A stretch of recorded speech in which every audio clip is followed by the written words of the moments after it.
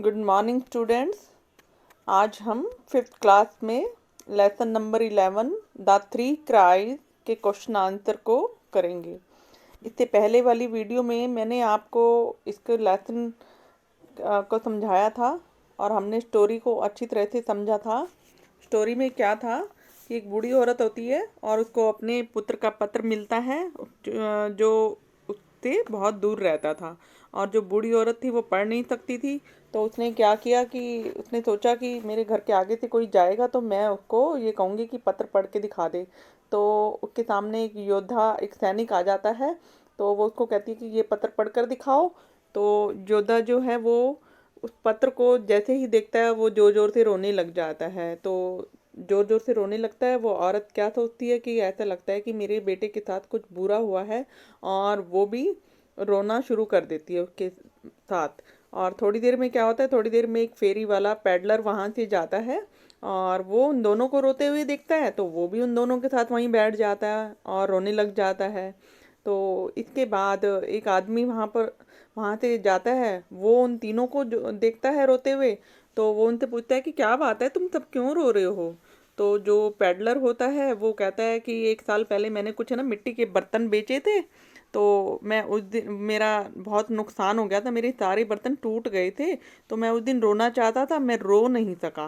तो जो मेरे ये नए बर्तन मुझे लाने थे और बेचने थे, वो नुकसान पूरा करना था, तो तब मैं बहुत बिजी था, तो रोने का मेरे पास टाइम नहीं था। इसलिए मैंने डिसाइड किया कि मैं अब रो लेता हूँ। तो मैंने क्या किया, मैं इन दोनों को रोते हुए देखा तो मुझे भी रोना याद आ गया, तो इसलिए मैं रोने लग गया। तो बूढ़ी औरत ने कहा उसके बाद कि मैं इसलिए रो रही थी कि मुझे अपने बेटे का एक पत्र मिला और मुझे ये वॉरियर सामने नज़र आया, तो मैंने वॉरियर को पत्र दिया तो ये रोने लग गया, तो इसको देखकर मैं रोने लग गई।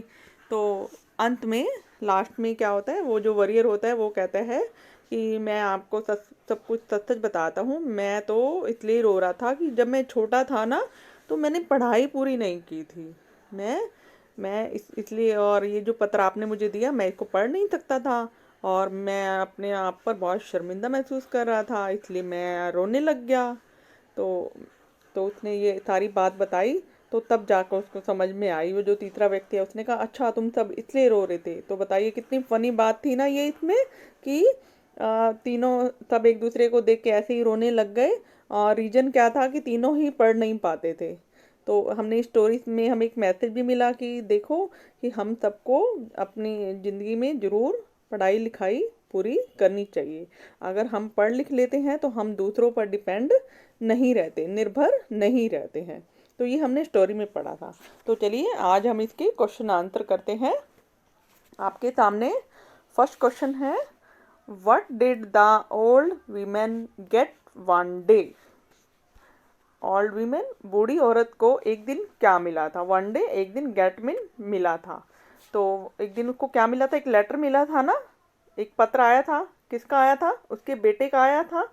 तो हमने लेसन में इसको रीड किया था। तो हम आंसर कैसे लिखेंगे, वन डे, ये देखिए वन डे जो हमारा सब्जेक्ट है, हमारा सब्जेक्ट है द ओल्ड वीमेन, ये हमारा सब्जेक्ट ये है, इसको हम यहाँ लिखेंगे। और जो जब डिड होता है, पास्ट टेंस होता है, जो यहाँ वर्ब की फर्स्ट फॉर्म है वो सेकंड फॉर्म में चेंज हो जाती है।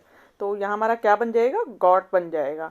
तो हम लिखेंगे one day the old women got a letter from her son. देखिए ओल्ड वीमेन शी के लिए हम क्या लगाते हैं, प्रोनाउन हर लगाते हैं।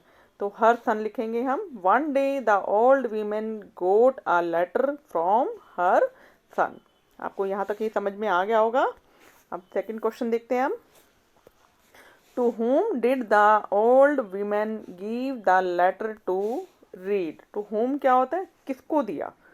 बूढ़ी औरत ने पत्र को पढ़ने के लिए किसको दिया था। अब सबको याद आ गया किसको दिया था, वॉरियर को दिया था ना, जो सैनिक आया था, योद्धा आया था, उसने उसको पकड़ा दिया था। उसने कहा था ये मुझे लेटर पढ़ के दिखाओ।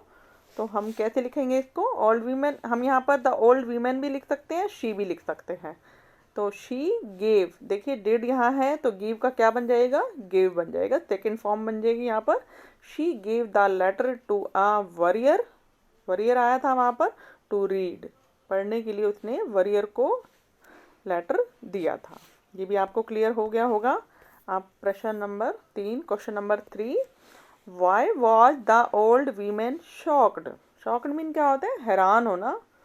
वो क्यों हैरान हो रही थी? शॉक्ड हो गई, चिंतित हो रही थी। The old women was shocked. देखिए यहाँ वॉज है तो वॉज ही लगेगा यहाँ पर।